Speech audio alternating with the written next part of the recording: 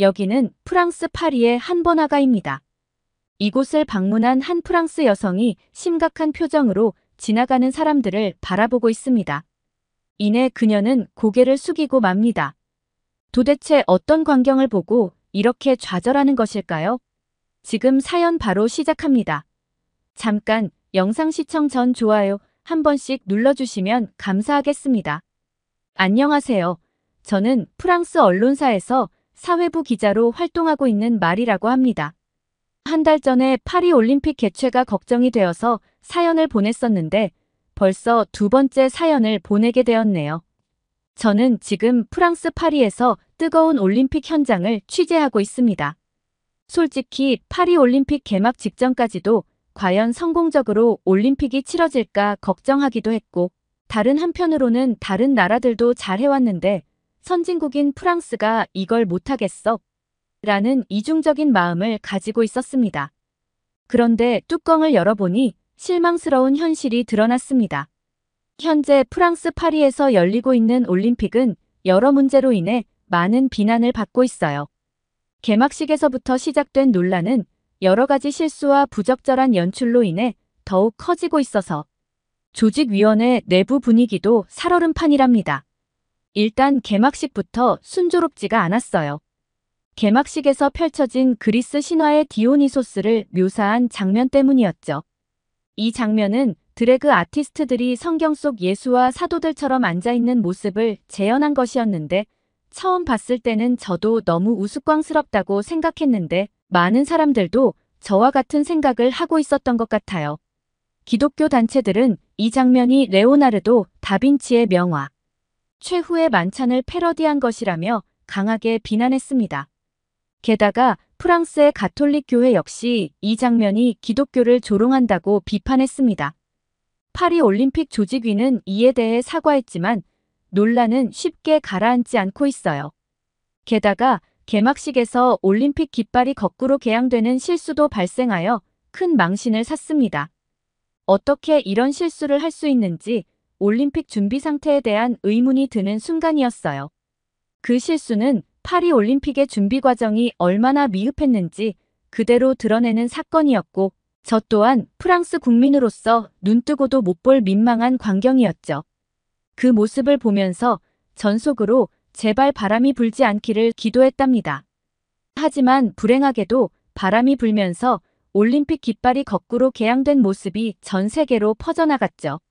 정말 실수도 실수 나름이지 어떻게 그런 기본적인 부분을 챙기지 못했는지 유감스러울 따름입니다.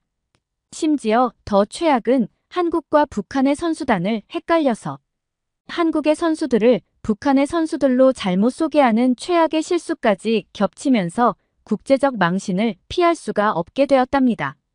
하다 나라를 구분도 못하다니요. 이건 정치적으로도 매우 민감한 사안이잖아요.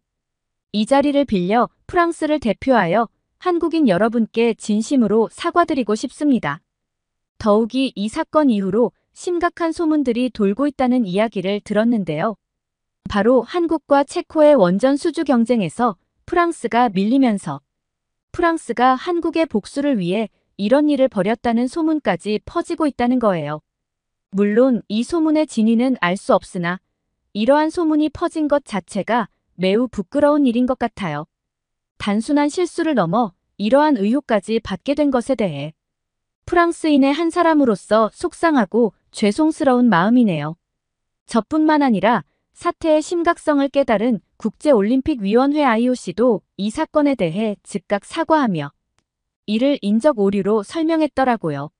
어찌됐든 개막식은 무사히 치러졌고 파리 올림픽이 진행되는 동안 더 이상 논란이 발생하지 않기를 바랐습니다. 하지만 시간이 흐를수록 곳곳에서 불만의 목소리가 터져나오고 있어요.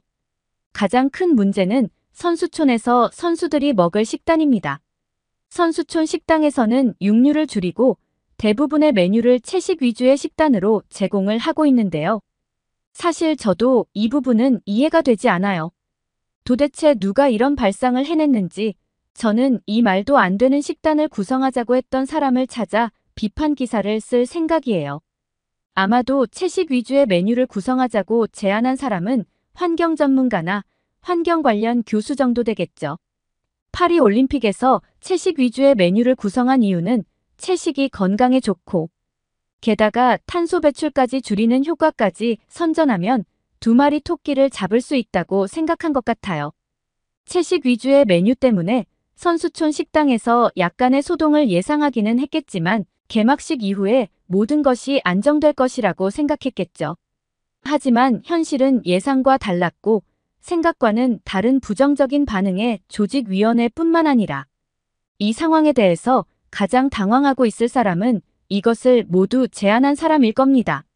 올림픽 선수촌의 식당에서 제공되는 음식의 질도 문제였지만 양이 부족하다는 점에서 선수들은 크게 실망을 했고 특히 익히지 않은 날고기가 나오기도 했다고 합니다. 이 사실을 취재하기 위해 선수촌 식당에 갔을 때 정말 놀랐어요. 선수들 접시에 담긴 음식이란 게 초라한 샐러드 한 줌과 작은 빵 조각이 전부였거든요. 세계 최고의 선수들을 위한 식사가 이 정도라니 믿기 힘들었죠. 프랑스 자원봉사자가 친환경 올림픽을 지향해 채식 위주로 준비했다고 설명해줬어요. 좋은 의도였지만 영양 불균형이 큰 문제였어요. 특히 근력이 중요한 종목의 선수들은 큰 고통을 겪고 있었죠. 단백질이 부족해 경기력을 제대로 발휘할 수 없다는 불만이 나왔고 양도 턱없이 부족해서 선수들은 여러 번 줄을 서야 했어요. 긴 대기 시간 때문에 훈련 일정도 지연되곤 했습니다. 한 코치는 선수들이 아침을 못 먹으면 안 된다며 아침 훈련을 30분 늦췄다고 하더라고요. 이런 상황을 보면서 정말 이게 올림픽이 맞나 하는 생각이 들었어요. 이런 상황에서 선수촌 식당에서 큰 소동이 벌어지기도 했다고 하네요. 영국 선수단이 먼저 불만을 터뜨렸고 그들은 고강도 훈련을 하는 선수들이었는데 선수촌 식당에는 계란, 닭고기, 특정 탄수화물 등이 충분치 않아서 선수들은 영국이 별도로 마련해둔 영국 훈련소에 가서 식사를 하고 있다고 했습니다. 사정이 이렇다 보니 다른 나라 선수들도 불만을 제기하기 시작했고 심지어 선수들이 선수촌을 무단으로 이탈하고 있으며 일부 선수들은 컨디션 저하로 조기 귀국하는 사례도 생겨났습니다. 그 이야기를 들으니 이대로 가다간 파리 올림픽 자체가 욕만 먹다가 끝날 수도 있겠다는 생각에 제가 다 식은땀이 흐르더라고요.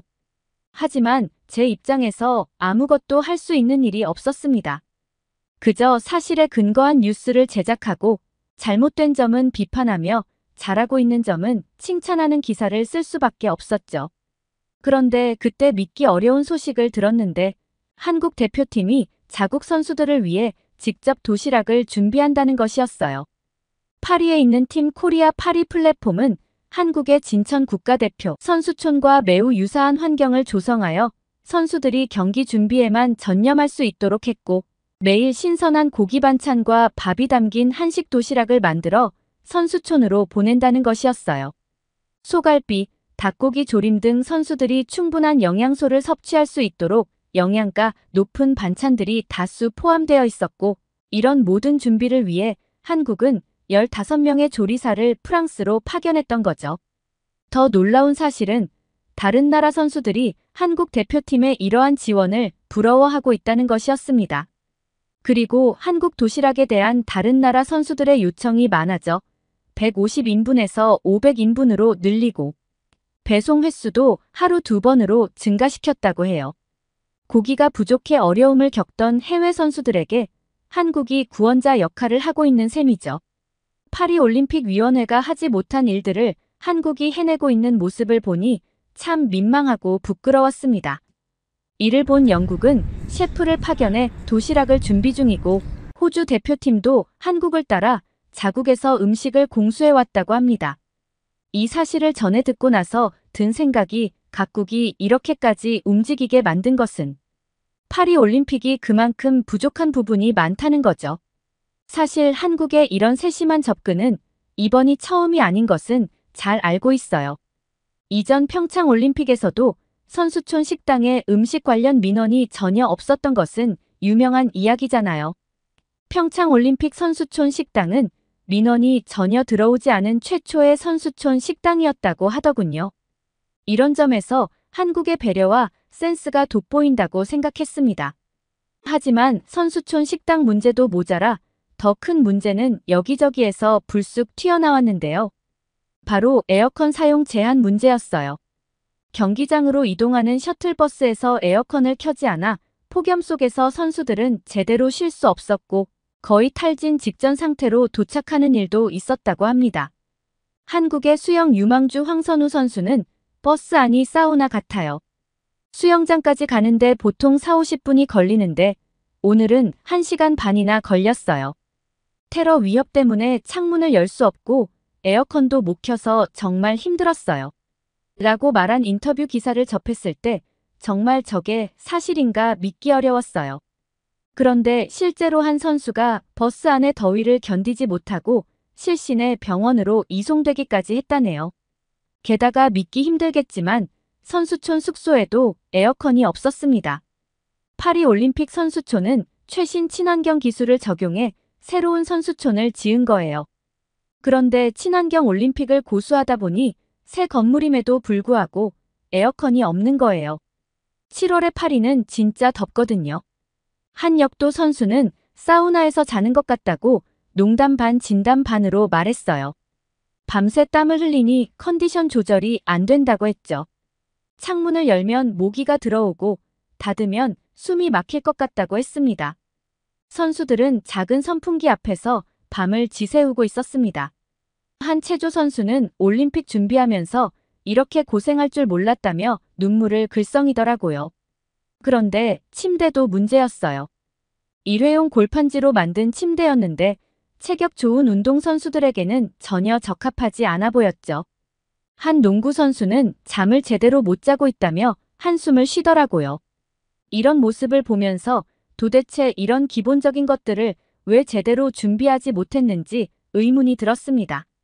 그런데 대부분의 나라의 선수들은 이렇게 힘들어하고 있었는데 한국 선수들의 방에서는 웃음소리가 들렸습니다.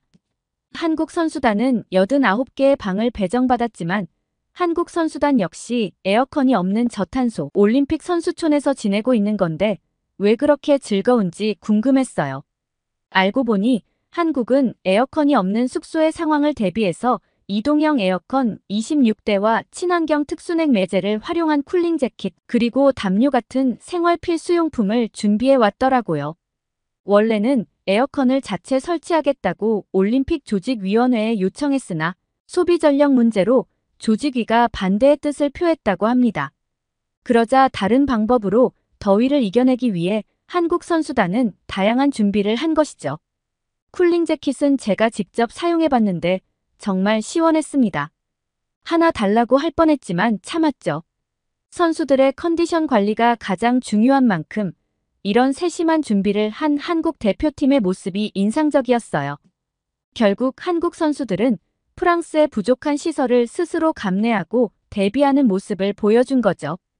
이런 상황을 보면 파리올림픽은 환경 보호라는 목표에 너무 집중한 나머지 올림픽의 주인공인 선수들의 기본적인 욕구를 간과한 것 같습니다.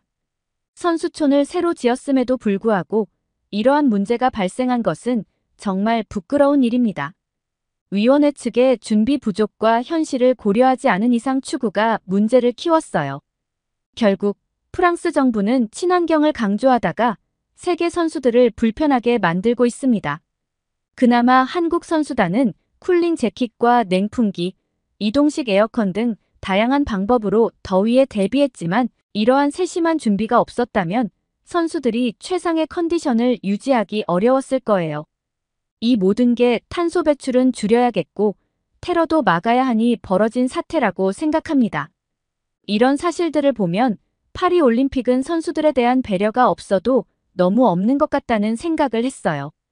이런 상황에서 어떻게 선수들이 최상의 컨디션으로 경기에 임할 수 있는지 진심으로 걱정이 들더군요.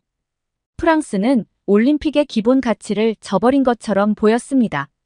선수들에 대한 배려는 전혀 없었고 그저 프랑스를 홍보하고 탄소 배출을 줄이겠다는 보여주기식 행사 진행 때문에 전 세계 선수들이 고통받고 있는 거잖아요. 폭염 속에서도 에어컨 사용을 제한하고 셔틀버스에서도 에어컨을 켜지 않아 선수들이 탈진 직전에 이르는 상황은 올림픽 정신과는 거리가 멀었습니다. 선수들의 건강과 안전을 고려하지 않은 채 외형적인 이미지만을 중시한 결과로 많은 선수들이 어려움을 겪고 있는 거죠. 이런 상황을 보며 도대체 프랑스가 왜 올림픽을 유치했는지 의문이 들었습니다. 올림픽이 지향하는 스포츠맨십과 국제적인 화합의 정신은 어디에도 찾아볼 수 없었고, 이러한 실망스러운 운영은 올림픽 개최국으로서의 책임을 망각한 것처럼 보였거든요. 더욱이 센강에서 수영 대회를 개최하려는 무리한 결정은 많은 비판을 받았지만 파리 시장이 센강에서 수영하는 모습까지 보여줘가면서 수영 대회가 가능하다고 끝까지 우겼어요. 센강은 역사적으로 오염 문제로 논란이 많았던 곳으로 수질 개선을 위해 많은 노력이 있었지만 여전히 수영 대회를 치르기에는 부적합하다는 우려가 많았지만 그걸 다 무시했죠. 수영 대회를 센강에서 치르려는 무리수는 선수들에게 적합한 환경을 제공하는 것보다 센강의 이미지 개선에만 집중한 것으로 밖에 보이지 않고 올림픽이 선수들의 꿈을 실현하는 무대가 아닌 단지 홍보 수단으로 전락한 듯한 느낌을 지울 수 없습니다. 결국 센강의 수질 문제로 인해 올림픽 전 테스트 이벤트와 트라이애슬론 훈련 세션이 여러 번 취소되었잖아요. 게다가 최근 강우로 인해 센강의 박테리아 수치가 안전 기준을 초과하면서 아예 수영 경기가 불확실한 상황에 놓였습니다. 선수들의 건강과 안전을 보장할 수 없다는 우려가 커지면서 결국 센강에서의 수영 대회 계획은 취소되거나 대폭 수정될 가능성이 큽니다.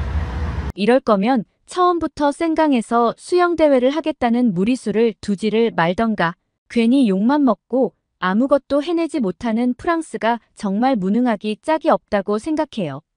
이런 상황에서 한국은 단연 돋보였어요. 한국은 단순히 선수단 준비만 철저히 한 것이 아니었습니다. 파리 시내 한복판에 한국 문화를 홍보하고 한국 기업들의 기술력을 자랑하는 코리아 하우스를 열었더라고요. 그곳에서 제공되는 한국 음식은 파리 시민들 사이에서도 큰 인기를 끌며 입소문이 나기 시작했고, 저도 결국 그 인기를 체험해보기 위해 방문하게 되었는데요. 일단 규모를 보고 놀랐어요. 약 70평에 달하는 넓은 정원에 한국의 전통시장을 그대로 옮겨놓은 듯한 분위기였죠. 게다가 만두, 떡볶이, 주먹밥 등 다양한 한국 길거리 음식 가게들이 줄지어 있었고, 그 가게들 앞에는 정말 많은 사람들이 모여 있었습니다. 저는 이곳이 처음에는 한국 선수들과 교민들을 위한 공간이라고 생각했지만 다른 나라 선수들도 이곳을 많이 찾는 것을 알게 되었습니다. 외국 선수단도 많이 와서 이야기를 나눠보니 한 영국 선수는 선수촌 식사에 만족하지 못해서 이곳에서 끼니를 해결하고 있는 중이라고 말했어요. 그런데 줄이 너무 길어서 그냥 갈까 고민하다가 기다려봤는데 기다린 보람이 있다며 비빔밥이 너무 맛있다고 극찬을 하더라고요. 그리고 그 선수의 뒷말이 아직도 잊히지 않는데 그 선수는 신선한 채소와 밥, 고기가 들어있어 든든해요. 선수촌 식당에 이런 음식이 있었다면 밖으로 나올 필요가 없었을 거예요. 라고 말했습니다. 그 말에 또 저는 부끄러워졌어요. 또 다른 브라질 선수는 여기에 와서 한국 음식을 먹으니 스트레스가 풀리고 다른 선수들과 교류하면서 올림픽이 단순한 경쟁이 아니라는 걸 느낄 수 있어요. 라고 말하더라고요. 그 브라질 선수의 얼굴 표정이 정말 행복해 보였습니다. 코리아 하우스를 통해 한국은 한국 음식과 문화를 알리며 선수들의 건강도 챙기고 있습니다. 반면 파리올림픽은 환경 보호에 집중한 나머지 선수들의 기본적인 욕구를 충족시키지 못하고 있으니 이 차이가 올림픽의 성패를 가를 수도 있다는 생각도 들었어요. 프랑스도 미식의 나라로 알려져 있지만 왜 이번 올림픽에서는 그 명성을 살리지 못했을까 하는 아쉬움이 정말 크게 남더라고요. 심지어 한국 음식 문화뿐만 아니라 한국의 대기업인 삼성도 이번 올림픽에서 큰 역할을 하고 있었어요. 삼성은 모든 올림픽 참가 선수들에게 최신형 스마트폰인 갤럭시 Z 플립 6 올림픽 에디션 17,000개를 선물했습니다.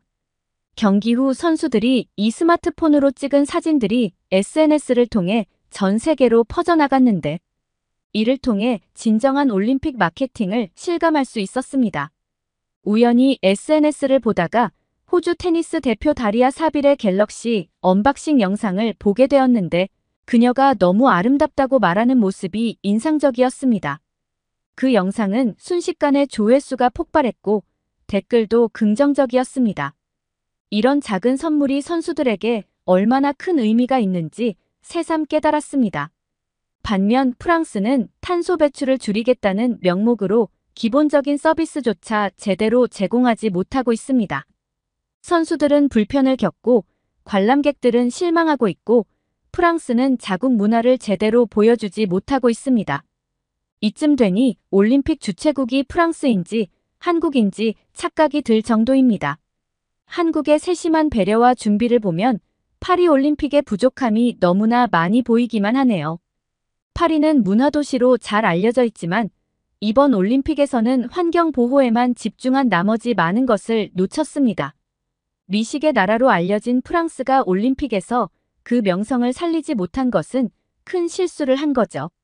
파리는 전 세계적으로 유명한 요리와 풍부한 음식 문화를 자랑하지만 이번 올림픽에서는 그 잠재력을 충분히 발휘하지 못했습니다. 선수촌 식사는 기본적인 영양을 제공하지 못해 선수들의 불만을 샀고 고유의 프랑스 요리를 경험할 기회도 충분히 제공되지 않았습니다. 반면 한국은 K-팝을 활용해 큰 홍보 효과를 얻고 있어요. BTS의 진이 성화봉송에 참여했을 때 그 열기는 정말 대단했잖아요. 프랑스도 이러한 기회를 살릴 수 있었을 텐데 기술적인 면에서도 뒤처져 있다는 것을 실감했습니다. 삼성은 모든 올림픽 선수들에게 최신형 스마트폰을 제공했지만 프랑스는 친환경을 강조하며 기본적인 서비스 제공에만 치중하고 있으니까요. 게다가 치안 문제도 심각한데 최근 아르헨티나 축구팀 훈련 중에 괴한이 침입해 시계와 귀중품을 도난당한 사건이 발생했잖아요. 그런데 피해액은 약 7,500만 원에 달하며 아르헨티나의 감독 하비에르 마스체라노는 훈련 중 발생한 도난 사건에 대해 언급하며 선수들이 시계와 반지 등 여러 귀중품을 잃었다고 밝혔는데요. 이런 일이 발생하니 선수들이 어떻게 안심하고 경기에 임할 수 있을지 우려됩니다. 사실 파리는 예전부터 치안 문제로 악명이 높았습니다. 외신들도 관광객이 파리를 찾지 않는 첫 번째 이유로 치안 문제를 꼽을 정도거든요. 물론 프랑스 당국에서도 이에 대한 대책을 마련해서 경찰 순찰을 강화하고 센강 주변에 감시 카메라를 추가로 한다고 했지만 이것이 근본적인 해결책이 될지는 의문이고 게다가 프랑스 시민들은 카메라 설치가 사생활 침해라며 반대하고 있어 상황이 더 복잡해졌어요. 주최국으로서 역할을 제대로 하지 못하고 있다는 생각에 프랑스인으로 부끄러움을 감출 수 없습니다. 이런 여러 가지 사정들을 보면 솔직히 말해서 파리올림픽은 역대 최악의 올림픽으로 기록될 수도 있다는 생각이 들어요. 언론에서는 연일 파리올림픽에 대한 비판 기사가 쏟아지고 있으며 선수들, 관광객, 그리고 프랑스 자국민 모두가 파리올림픽에 만족하지 못하고 있는 것 같습니다. 이제는 더 큰 문제가 발생하지 않기만을 바라는 상황입니다. 이제 파리올림픽이 성공적으로 마무리되기 위해서는 남은 기간 동안 파리올림픽 조직위원회가 선수들과 관람객들의 불만을 적극적으로 수용하고 실질적인 개선 조치를 취해야 한다고 생각해요. 치안 강화, 편의시설 보완, 그리고 영양가 있는 식사 제공 등 기본적인 필요를 충족시키는 것이 중요하고 여력이 된다면 프랑스의 문화와 미식을 제대로 알릴 수 있는 기회를 잡아 전 세계인들에게 긍정적인 인상을 남길 수 있도록 노력한다면 좋겠네요. 파리올림픽 많은 응원 부탁드려요. 오늘 사연 어떠셨나요? 사연이 좋으셨다면 구독과 좋아요를 눌러주세요. 여러분의 구독과 좋아요는 영상 제작에 큰 힘이 됩니다. 끝까지 시청해주셔서 감사합니다.